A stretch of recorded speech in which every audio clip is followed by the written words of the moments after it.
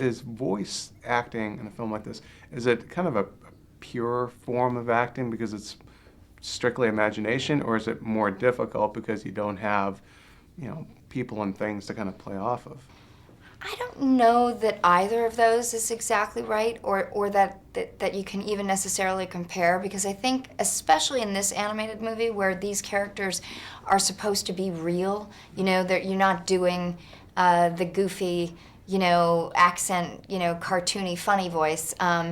That would maybe be a different scenario. But here, you're really trying to be real. So from that sense, in me playing these three different levels of mother, I came at it from the same point of view that I would if I was acting on camera. I still am trying to get something from Coraline. I'm still trying to, I still have desires and needs that motivate, my actions, and all of that ends up coming out through the voice, but it sort of comes from the same place. Now, I wanted to kind of pin you down a little bit, though, on the fact that you played three different characters.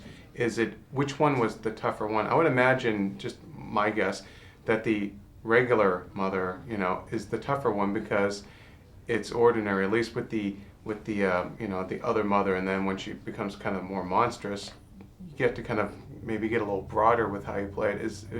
Am I on the truth there? Or? Yes, but maybe for different reasons.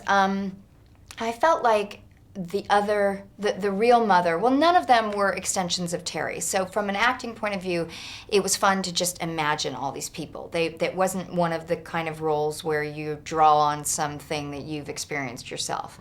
And so from that point of view, the real mother, being that frustrated mom that says shut up to her kid is not a place I'm very familiar with.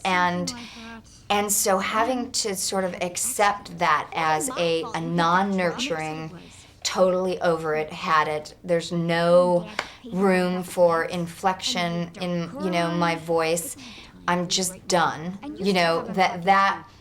that was hard for me to find. But not because I was bored with it, just because, I wanted it to be really real, but not hateful and not necessarily mean, just exhausted and out of gas, and the most evil mother, I think, was just vulnerable to do in the studio because, being that loud and that sort of ugly, you have to be able to remove any sort of self-conscious editing of like, what does this sound like? You just have to just gutturally kind of just be willing to go, like you said, as broad and big, so that they're, maybe there's scarier versions, louder, not as loud, but you just kind of have to go there and then tinker with it, which was, vulnerable, because you're kind of standing there in front of a microphone going, does everyone think I'm an idiot?